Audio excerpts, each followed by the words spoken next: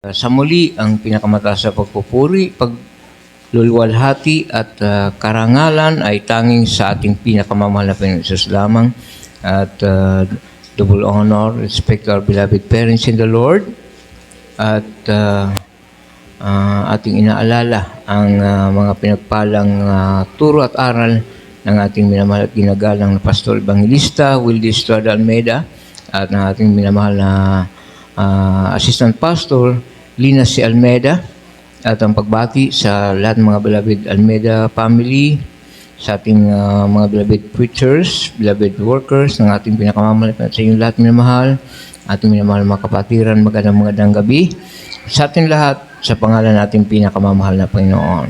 Amen. Praise the Lord. Hallelujah. At tayo po minamahal ay magbabasa ng ilang talata. Amen. Praise the Lord. Patungkol po minamahal sa ating pagbibigay. Amen. Sa ating pinakamamahal na Panginoon, na kung saan ito po minamahal ang sabi ng ating pinakamamahal na Panginoon dito po sa aklat ng Exodus. Ang sabi dito, at sinabi, kung iyong didinggin ng buong sikap ang tinig ng Panginoon mong Diyos at iyong gagawin ang mabuti o matuwid sa kanyang mga mata, at kung iyong didinggin ang kanyang mga utos at iyong gaganapin ang lahat niyang mga palatuntunan, ay wala akong ilalagay na karamdaman sa iyo na gaya ng inilagay ko sa mga Ehipsyo, sapagkat ako ang Panginoon na nagpapagaling sa iyo. Palakpakan natin ang ating pinakamamahal na Panginoon. Praise the Lord. Hallelujah. Dito po naman sa talatang ito, sinabi ng ating pinakamamahal na Panginoon, praise the Lord, kung paano po minamahal tayo ay ilalayo ng Diyos sa anumang mga karamdaman, mga problema minamahal sa ating kalusugan. Praise the Lord. Sapagkat dito po minamahal, sinabi niya na ang Diyos, amen, praise the Lord, siya po minamahal, walang iba. Siya po ang nagpapagaling ng lahat ng uri ng karamdaman. Amen. Minsan minamahal, sa sanlibutan, pag may karamdaman, takbo sa doktor, ospital, praise the Lord, bibigyan ng resita, iinom ng gamot. Amen. Kasi wala pa ng palataya sa Diyos. Amen. Praise the Lord. Subalit, maging ang doktor, maging yung mga dalubhasa, minamahal, mga nutritionist, sila'y nagsasabi, ang gamot, hindi yan ang nagpapagaling ng karamdaman. Amen? Kundi ang Diyos. Amen? Praise the Lord. Kaya nga sabi ko nga, minamahal, yung aking beloved wife, natanggal yung kuko. Kasi natamaan ng kagkag, mga kapatid. Natukal. At ibinalik niya lang. Sabi ko po sa kanya, kasi patay na talaga yung kuko, iba na yung kulay. Praise the Lord. Sabi ko, papalitan ng Diyos yan ng kuko. Tatanggalin ng tuluyan ng Diyos yan. Ay, sabi niya, masakit yun pag tinanggal. Hindi mo maramdaman. Amen? Ang pagkilos ng ating pinakamamahal. Hintayin mo lang. Amen? Kasi tatanggalin yan ng Diyos at papalitan niya ng kuko. Amen? Praise the Lord. Sa doktor, mayroon bang doktor na kayang palitan yung ating kuko? Wala po, minamahal. Kahit anong saang ospital. Hahantayin mo lang. Kapag natanggal yung kuko mo, hantayin mo lang ang Diyos. Papalitan niya ng Diyos. Amen? Ganyan po ang kapangyarihan ng ating pinakamamahal na Panginoon. At kung wala daw po tayo, minamahal, kung tayo po ay susunod, amen, ang sabi dito, kung ating pagsumikapang gawin o sundin ang kalooban ng ating pinakamamahal na Panginoon, wala siyang karamdaman na ibibigay sa atin. Amen? Praise the Lord. Na isa na po sa ating pagbibigay. Amen? Iyan po minamahal ang sinabi ng Malakay. Ang sabi po dito, sa Malakay 3, verse, simulan natin sa 7, mula nang makarawan ng inyong mga magulang, kayo'y nagpakaligaw sa aking mga tuntunin at hindi ninyo tinalima. Manumbalik kayo sa akin at ako'y manunumbalik sa inyo, sabi ng Panginoon ng mga hukbo.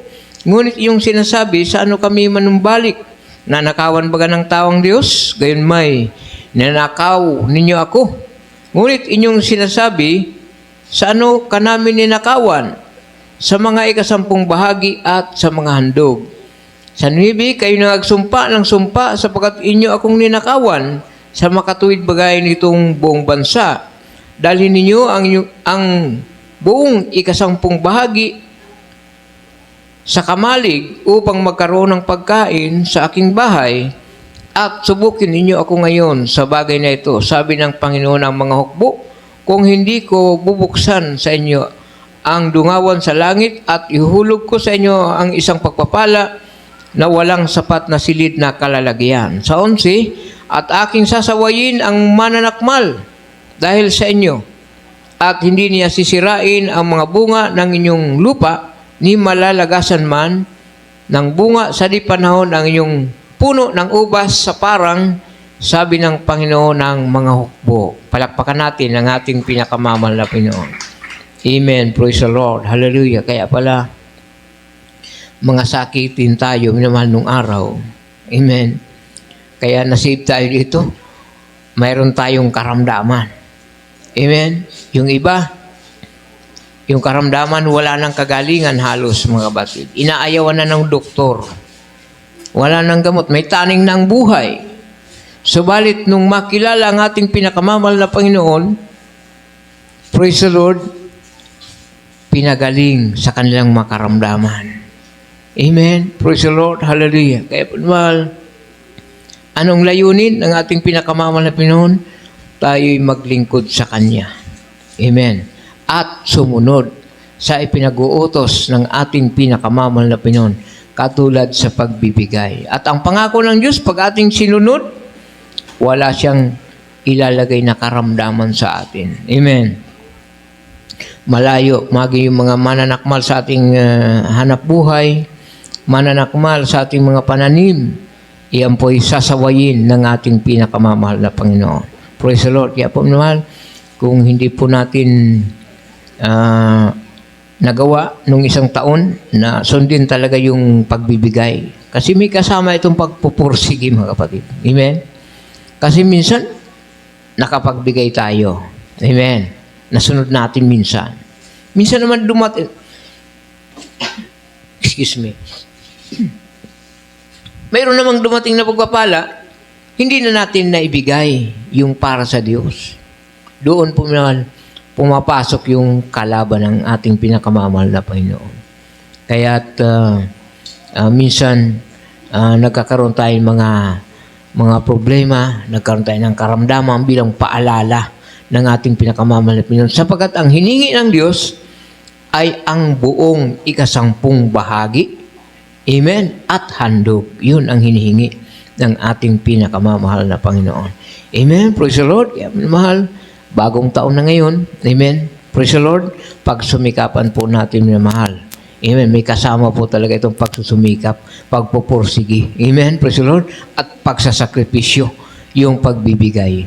Amen? Praise the Lord. Hallelujah. At ang kanya lang po naman ang ating pagpapaliwanag sa pagbibigay. At ito'y ipapanalangin po ng ating beloved Brother Christian Calio. Amen. Praise the Lord. Hallelujah. Amen.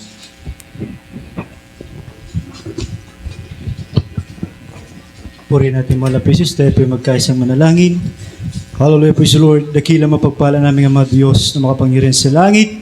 Sa pangalan mo, Mahal na Jesus, minsan at papinang Panginoon sa patpanalangin at paglo ng Mahal na Pastor Willie Estrada Almeida, Mahal na Panginoon, narito kami sa oras na ito, Mahal na Panginoon, magkakaloob po ng mga ikasampung bahagi at handog, Mahal na Panginoon, at aming dalangin pinakamamahal na Jesus na pagpalain mo pa po ang bawat isang Mahal na Panginoon, pagpapala na magkaroon ng kalakasang espiritual at ganoon din magkaroon ng kapayapaan, pinakamamahal na Jesus, at sa aming dalangin malapis sawayin mo po ang lahat po ng mga mananakmal sa aming mga tinatangkilik, hanap buhay, trabaho at negosyo, Mahal na Panginoon, at sa lahat po, Mahal na Jesus, na mga kapatiran na nais po magbigay, ngunit dala ng kawalan, aming dalangin, Mahal na Jesus, na sila din po ay yung pagpalain, Mahal na Panginoon, para sa susunod na gawain, sila man din po ay makapagbigay, makapagtapat, at lalo't higit makasunod sa iyong kalooban. Malapis, maraming salamat sa lahat ng pagpapala. Ito ang samot dalangin sa makapangyarihang pangalan ni Jesus. Amen. Praise the Lord.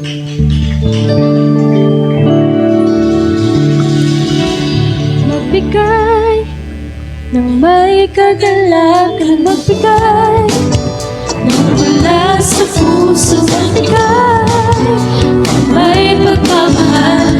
Ano ang iyong tinanim, siyang alihim. Sinasabi ng salita ng Diyos, mas masalat at nagbibigay. May isang tumatangkap, kaya't magbigay.